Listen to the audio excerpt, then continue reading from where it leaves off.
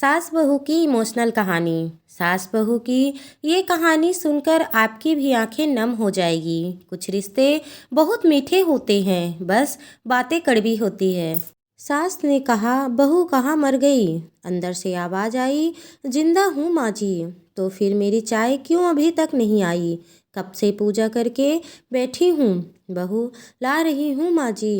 बहू चाय के साथ भजिया भी ले आई। सास ने कहा, तेल का खिला खिला कर क्या मारोगी? बहू ने कहा, ठीक है माँ जी, ले जाती हूँ। सास ने कहा, रहने दे, अब बना दिया है तो खा लेती हूँ। सास ने भजिया उठाया और कहा, कितनी गंदी भजिया बनाई है तुमने। बहू, माँ जी, मुझे कपड़े धोने हैं, मैं जाती हूँ। बहू दरवाजे के पास छिपकर खड़ी होकर देख रही थी। सास भजिया पर टूट पड़ी और पूरी भजिया खत्म कर दी। बहू मुस्कुराई और काम पर लग गई। दोपहर के खाने का वक्त हुआ। सास ने फिर आवाज लगाई, कुछ खाने को मिलेगा? बहू ने आवाज नहीं दी। सास फिर चिल्लाई, भूखे मारोगी क्या?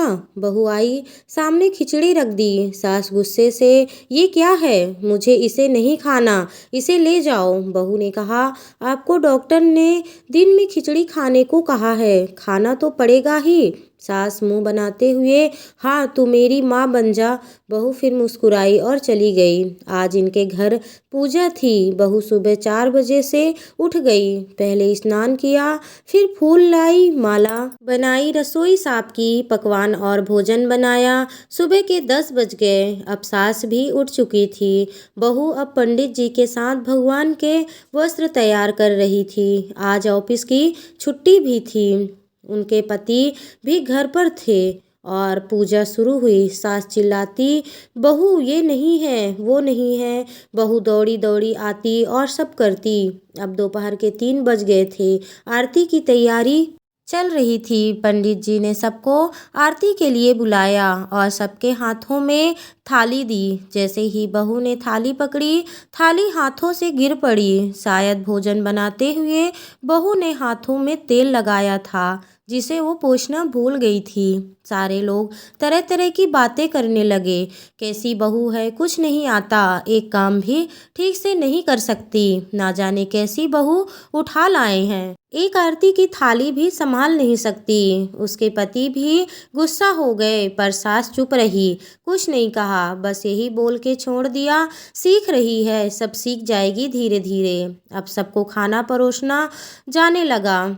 बहू दौड़ दौड़ के खाना देती, फिर पानी लाती। करीब 70-80 लोग हो गए थे। इधर 2 नौकर और बहू अकेली, फिर भी वहाँ सारा काम बहुत ही अच्छे तरीके से करती। अब उसकी सास और कुछ आस पड़ोस के लोग खाने पर बैठे। बहू ने खाना परोसना शुरू किया। सबको खाना दे दिया गया। जैसे ही पहला निवाला सास ने खाया, तुमने नमक ठीक नहीं डाला क्या? एक काम ठीक से नहीं करती, पता नहीं मेरे बाद कैसे ये घर संभालोगी। आस पड़ोस वालों को तो जानते ही हो ना साहब, वो बस बहाना ढूंढते हैं नुक्स निकालने का। फिर वो सब शुरू हो गए, ऐसा खाना है, ऐसी बहू है, ये वो वगैरह वगैरह। दिन का खाना हो चुका था। अब बहू बर्तन साफ करने नौकरों के साथ लग गई। रात में जगराता का कार्यक्रम रखा गया था। बहू ने भी 1-2 गीत गाने के लिए स्टेज पर चढ़ी। सास जोर से चिल्लाई, मेरी नाक मत कटा देना, गाना नहीं आता तो मत गा, वापस आ जा। बहू मुस्कुराई और गाने लगी। सबने उसके गाने की तारीफ की, पर सास मुंह फुलाते हुए बोली, इससे अच्छा तो मैं गाती थी जवानी में, तुझे तो कुछ नहीं आता।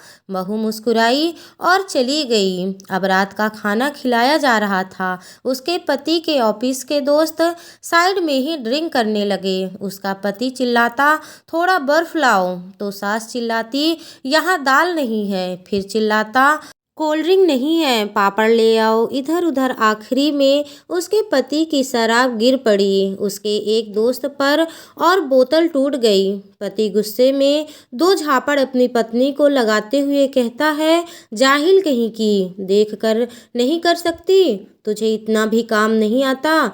सारे लोग देखने लगे। उसकी पत्नी रोते हुए कमरे की तरफ दौड़ी। फिर उसके दोस्तों ने कहा, क्या यार, पूरा मूड खराब कर दिया।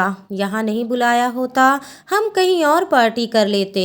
कैसी अनपढ़ गंवार बीबी ला रखी है तूने। उसे तो मेहमानों की इज्जत और काम करना तक नहीं आता। तुमने तो हमारी बेइज्जती कर दी। अब आस पड़ोस की औरतों को और बहाना मिल गया था। वो कहने लगी, देखो क्या कर दिया तुम्हारी बहू ने, कोई काम की नहीं है। मैं तो कहती हूँ अपने बेटे की दूसरी शादी करा दो, छुटकारा पाओ इस गंवार से।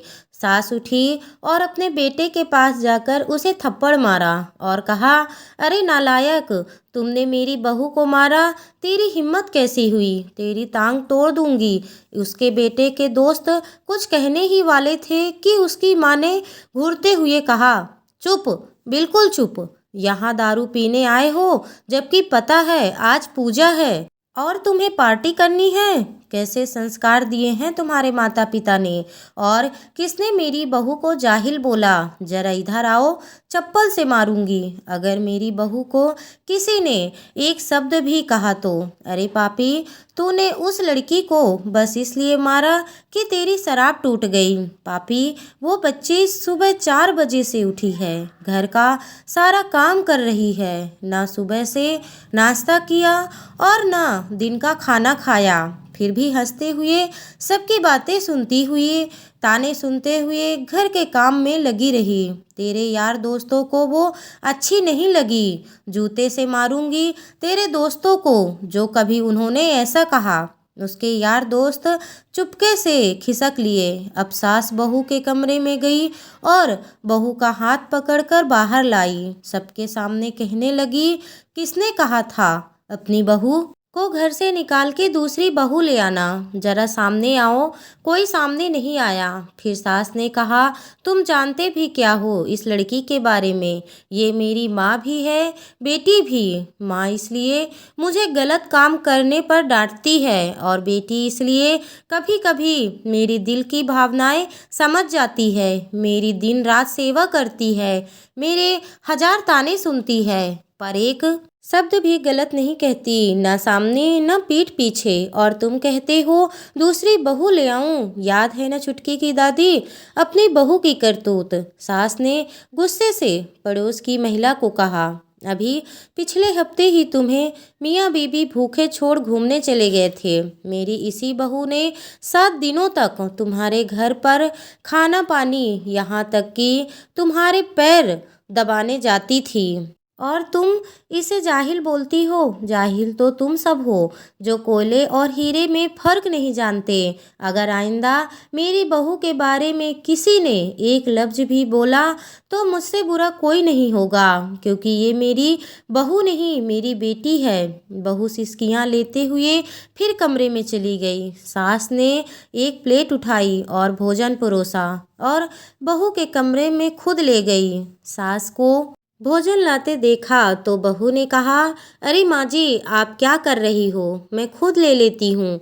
सास ने प्यार से ताना मारते हुए कहा, डर मत, इसमें जहर नहीं है, मार नहीं डालूंगी तुझे। तुझे नई सास चाहिए होगी, पर मुझे अभी भी तू ही मेरे घर की बहू चाहिए।